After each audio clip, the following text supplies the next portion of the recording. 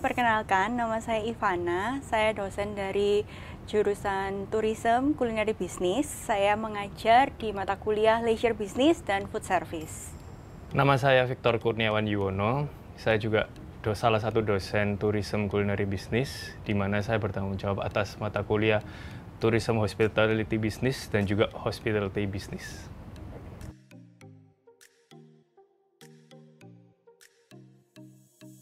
Oke, kalau dari saya sendiri, karena di sini kan saya mengampu dua mata kuliah, yang satunya itu memang pure untuk teori gitu ya, kan tentang leisure business, bahas tentang bisnis, tapi dalam bidang F&B. Kalau misalnya yang satunya benar-benar ada prakteknya, karena food service gitu. Nah, selama ini kalau dari saya pribadi, mahasiswa itu akan lebih enjoy kalau mereka dikasih kasus-kasus yang benar-benar real dan dekat sama mereka gitu.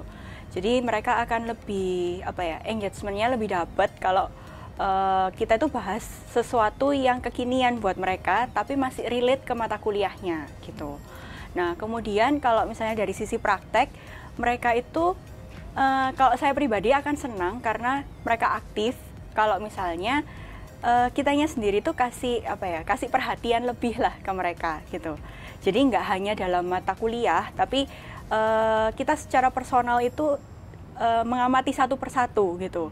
Nah, ketika kita mengamati satu persatu, terus kita coba tanya ke mereka, kamu kok nggak bisa di bagian ini ya? Coba saya bantu gitu. Mereka akan lebih aktif, kemudian kelasnya itu jadi lebih hidup gitu. Secara nggak langsung, yang anak-anak pasif itu akan ikutan jadi aktif karena ternyata nggak sadar kasusnya juga sama gitu. Kalau dari saya sih itu sih yang paling saya ingat dan saya berkesan gitu. Kebanyakan kelas saya yang saya mengajar itu kelas praktikal, di mana pada umumnya sendiri bisa dibilang mahasiswa ketika kelas praktikal itu sudah antusias, sehingga ketika saya memberikan hook kepada mereka, tahu seperti masukan-masukan pada mereka, mereka sangat mudah sekali untuk tertarik dengan pelajaran yang saya berikan sih. Jadi sebenarnya tidak ada treatment khusus. Kalau misalnya saya pribadi ketika ngajar praktikal, saya hanya berusaha untuk menjelaskan ya basic-basic yang penting. Mungkin yang pengetahuan saya itu mereka itu mungkin kurang paham, atau mungkin di semester-semester yang sebelumnya mereka masih belum mendapatkan, dan mungkin mereka ingin mendapatkan teknik-teknik yang entah itu yang up to date atau mungkin teknik-teknik yang selama ini mereka belum ketahui. Saya mencoba untuk memberikan teknik-teknik tersebut kepada mereka. Seperti itu sih.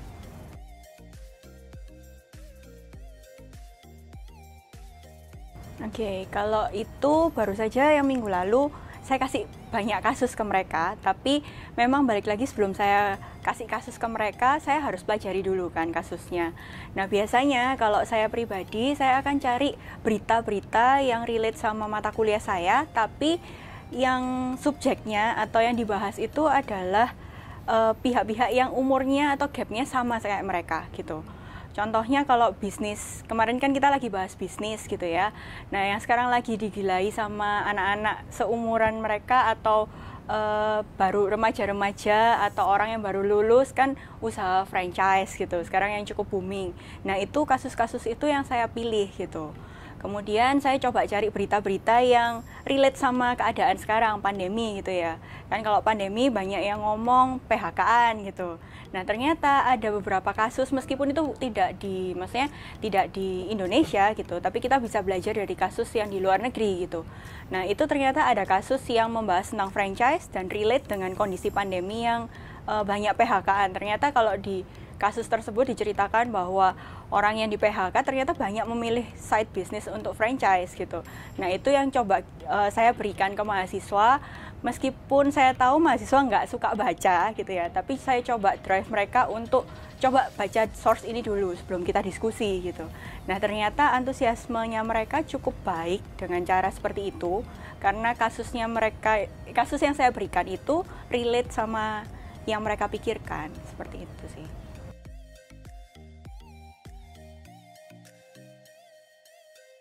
Oke, kalau yang kemarin saya coba ke mahasiswa, itu adalah saya coba kasih introduction dulu, karena kan saya yang sudah baca gitu. dan rekan dosen yang lain yang satu tim teaching sama saya itu kan juga sudah baca. Nah, itu saya coba kasih introduction dulu, gambaran kasus ini tuh seputar ini gitu. Tapi saya akan kasih source-nya, saya kasih waktu mereka untuk membaca lagi. Kemudian saya kasih mereka waktu untuk berpikir secara individu dulu, baru mereka diskusi dengan kelompok kecilnya.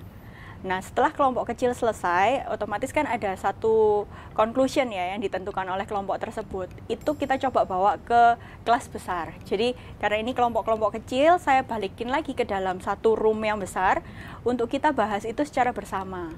Kalau yang dari kasus yang kemarin, memang pasti ada yang pro dan kontra dengan kasus atau fenomena tersebut gitu. Nah, tapi yang saya dan tim teaching coba sharingkan di situ bahwa semua kasus itu bisa dilihat dari banyak perspektif. Kamu mau milih pro atau kalian mau milih kontra itu bebas, asalkan mereka punya reasonnya. Jadi saya berusaha untuk mengencourage mereka untuk berpikir analitik gitu. Jadi apapun yang mereka pilih gitu sebagai jawaban, itu pasti ada konsekuensi yang mereka harus pikirkan strateginya gitu. Nah, itu saya coba relatekan ke dalam mata kuliah saya, itu leisure business, yang mana bisnis itu nggak bisa benar salah, asalkan kalian punya reason yang tepat, seperti itu. Biasanya sih saya mungkin agak mundur ke prosesnya gitu ya. Jadi biasanya untuk cari hook, saya tentu cari yang sesuai dengan yang up to date zaman sekarang. Sebagai contoh, misal masakan-masakan yang kekinian itu apa.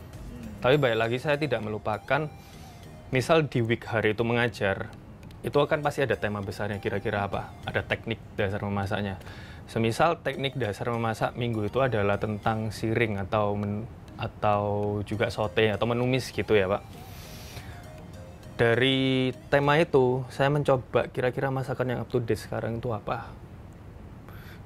Ketika saya menemukan masakan-masakan yang up to date, misal anak-anak zaman sekarang kan suka masakan Korea seperti itu, atau mungkin masakan-masakan yang up to date gitu ya Pak. Setelah itu saya mencoba mencari resepnya, dan ketika saya memulai hook itu, sebenarnya yang saya berikan resepnya berbeda, bukan resep Korea itu. Tetapi saya hanya menambahkan suatu informasi ke mereka supaya nanti pada akhirnya mereka bisa belajar sendiri lagi.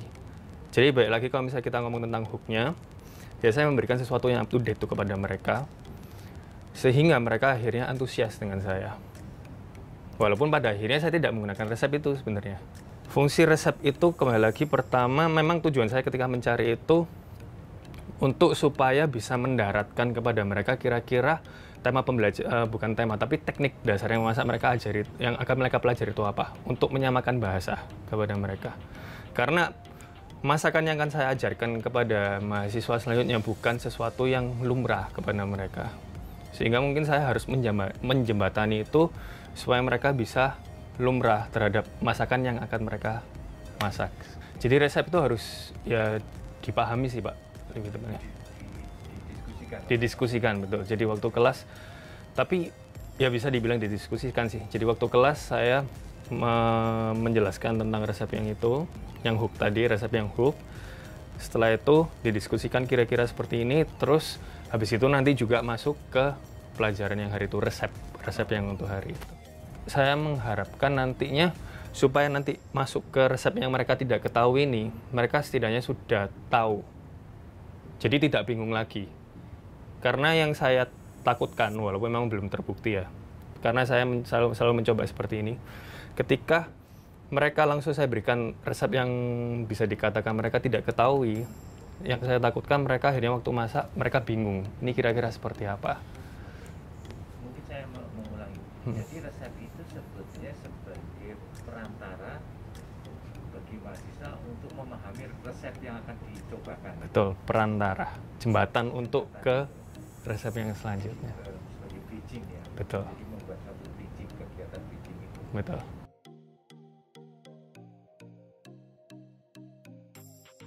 Oke, kalau analytical thinking di sini yang saya harapkan sendiri dari kasus yang kemarin saya berikan, saya kan beri satu kasus atau satu berita yang mana itu bisa jadi pro dan kontra. Nah, harapan saya dengan mahasiswa secara individu dan berkelompok kerjainnya, mereka akan cari source tambahan yang relevan dulu. Jadi, memang mencari informasi sebanyak mungkin yang relevan dengan kasus yang saya berikan. Nah, setelah itu mereka harusnya kriteria selanjutnya adalah mereka bisa mengkategorikan dulu. Jadi setelah dia dapat segala informasi yang dia butuhkan dan mereka butuhkan, mereka bisa mengelompokkan, oh ini tuh ternyata mendukung dari fenomena yang saya berikan ini, atau ternyata informasi yang dicari sama mereka dan didapatkan sebagai tambahan ini ternyata mendukung ke arah kontranya gitu. Nah, setelah mereka membagi, harapannya adalah mereka bisa cari yang relevan dengan kondisi mereka saat ini. Karena saat itu saya memberi kasus, andaikan kamu ini atau kalian ini adalah startup bisnis dalam bidang F&B, kalian mau jadi pro atau kontra gitu kan, itu sebagai pilihan. Nah, mereka yang harus menentukan. Nah, kriteria selanjutnya yang saya harapkan nggak hanya sekedar memilih pro atau kontra, tetapi setelah memilih pro atau kontra, mereka harus tahu konsekuensinya gitu. Kalau sudah memilih pro, konsekuensinya apa, dan mereka bisa memplanning strategi untuk menangani kalau resiko yang muncul itu bakal terjadi gitu. Dan sebaliknya di pihak yang kontra.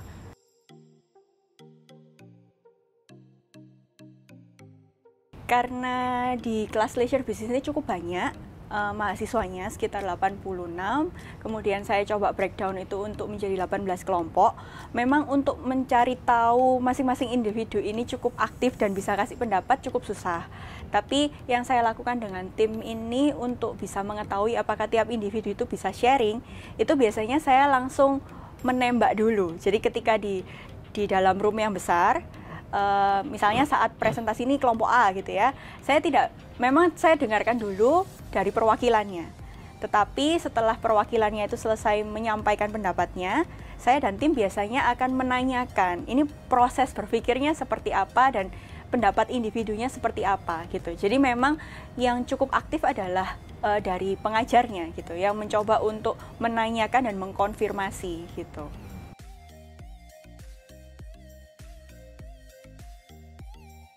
Saya sendiri untuk bisa mendapatkan bridging itu satu instrumen sih Pak, menggunakan video. Jadi saya mencari video dari YouTube, dari channel-channel atau para YouTuber kan istilahnya sekarang ya. YouTuber yang lagi hits zaman sekarang itu apa.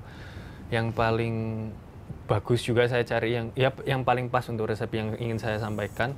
Terus saya sampaikan kepada mereka, ya saya tampilkan itu, video itu secara full sambil saya jelaskan kira-kira proses yang dilakukan ini apa, resep ini gimana, gini. Saya cari sesuatu yang trending on YouTube Pak.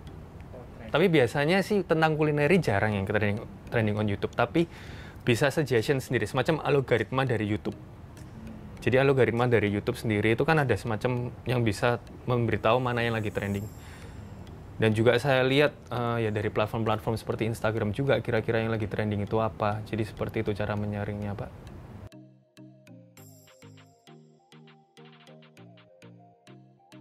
Mungkin karena kalau misalnya bahasa saya ya Pak, related sama mereka.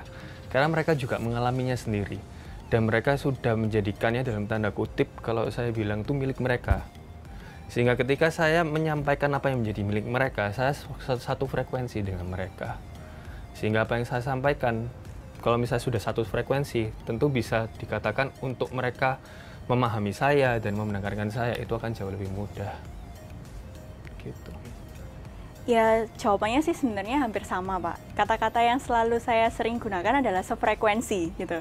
Karena kalau dalam pembelajaran, kalau saya atau mahasiswa itu nggak sefrekuensi, itu pasti susah untuk komunikasinya.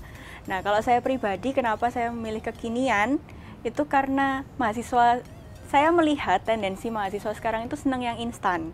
Nah, kalau mereka harus direlatekan sama sesuatu yang tidak dekat dengan mereka, itu mereka jadi kayak merasa susah gitu. Akhirnya saya mencoba, kekinian itu adalah sesuatu yang instan, karena mereka nggak usah buka apa-apa, mereka sudah tahu gitu.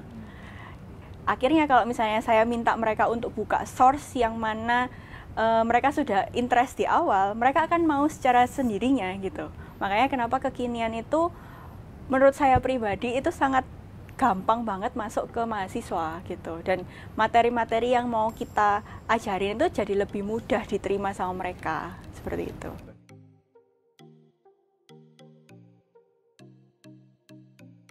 Oke, kalau saya pribadi, karena saya ini seringnya jalan perkuliahannya tim teaching, otomatis saya mencoba di posisinya mahasiswa. Dimana kalau saya minta mahasiswa, biasanya kan minta benchmarking secara mandiri, kemudian mereka istilahnya ngobrolin sama temennya gitu kan, coba cari insight dari pandangan temennya yang lain.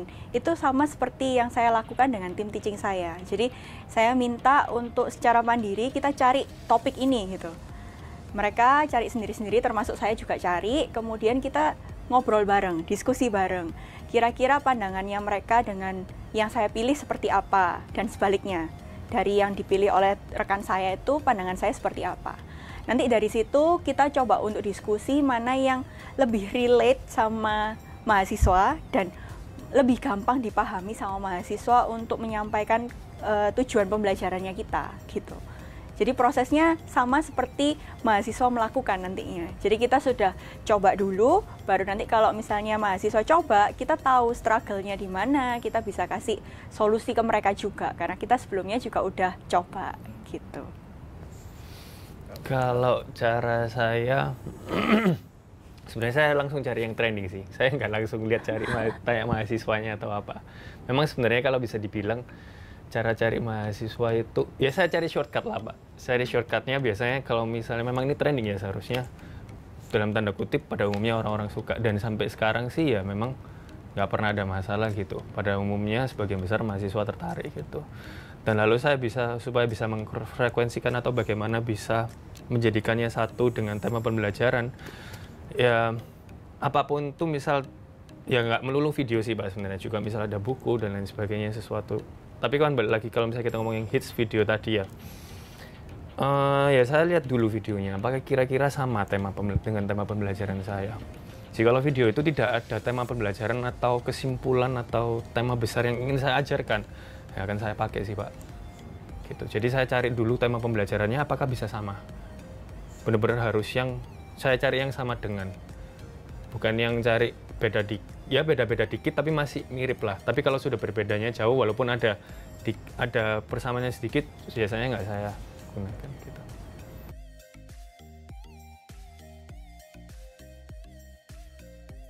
Kalau saya pribadi sih, karena ya saya coba memflashback diri saya dulu waktu kuliah gitu ya.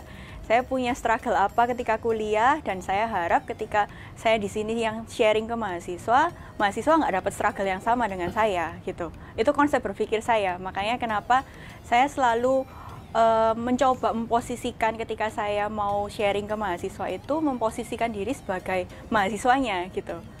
Jadi memang ya karena flashback itu sih, saya mencoba untuk memflashback diri saya dulu. Ketika saya dapat mata kuliah yang seperti ini, kira-kira bakal jadi struggle-nya yang mana gitu, bakal jadi barrier-nya yang mana. Nah itu yang coba saya minimalisir lah gitu. Kalau misalnya kita mengajar, dan nggak usah ngomong mengajar lah ya, ngomong kita komunikasi, mau menyampaikan sesuatu, saya kira harus bisa di frekuensi yang sama.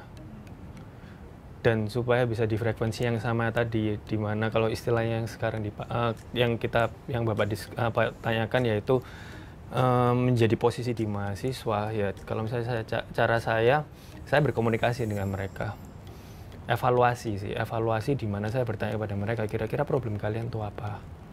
Ketika belajar, saya tanya kepada mereka. Ya, saya lakukan evaluasi ini biasanya 2 minggu sekali atau 3 minggu sekali. Saya tanyakan kepada mereka, apakah ada evaluasi bagi saya pribadi? Dari cara pengajaran, dari tema pembelajaran, mungkin ada sesuatu masukan input yang kalian mau. Itu yang menjadikan, itu nanti akan jadi evaluasi saya pribadi.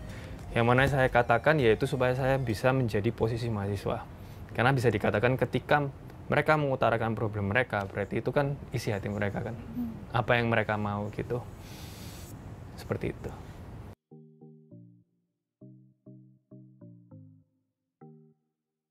Kalau saya pribadi, ini istilahnya kayak apa ya, yang saya pegang lah selama saya ngajar gitu ya.